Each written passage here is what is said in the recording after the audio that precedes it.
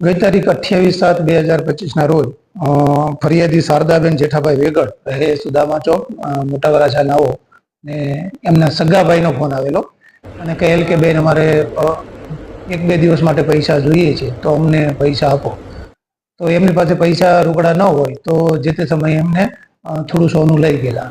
પાછા 2 દિવસ પછી પાછું એમણે કીધું કે અમારે વધારે પૈસાની જરૂર છે, અમારે મરવાનો વારો આવશે એમ કરી અને પોતાની બેનને ફોસલાવી અને બીજું સોનું લઈ જાય છે. એમ કરી અને કુલ 18 થી 19 તોલા જેવું આશરે સોનું એમની પાસેથી લઈ જાય છે અને 50,000 રૂપિયા રોકડા લઈ જાય છે. અને ત્યારબાદ તેઓ ફોન સ્વિચ ઓફ કરી નાખે છે.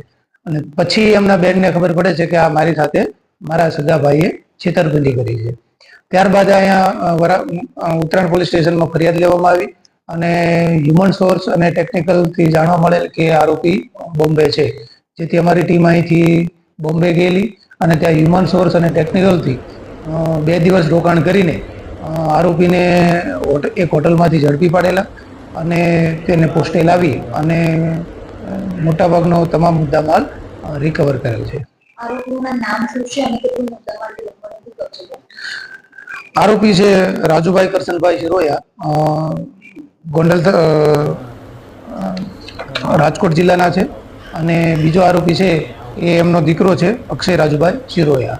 અક્ષયના વિરુદ્ધમાં બીજા પણ અહીંયા ચોક બજાર પોલીસ સ્ટેશન તેમજ રાજકોટ તાલુકા પોલીસ સ્ટેશનમાં ગુના દાખલ થયેલ છે અને રાજકોટ તાલુકા પોલીસ સ્ટેશનમાં એ વોન્ટેડ છે.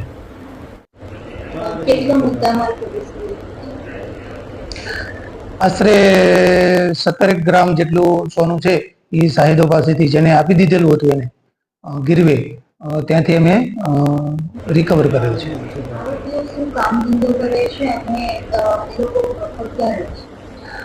આરોપીઓ એકચ્યુઅલમાં તો હાલમાં કોઈ કામ ધંધો કરતા છે નહીં અને અગાઉ પણ આવી રીતે 2-3 ગુના દાખલ થયેલા હોય તો ચીટિંગ એનો ઇતિહાસ છે.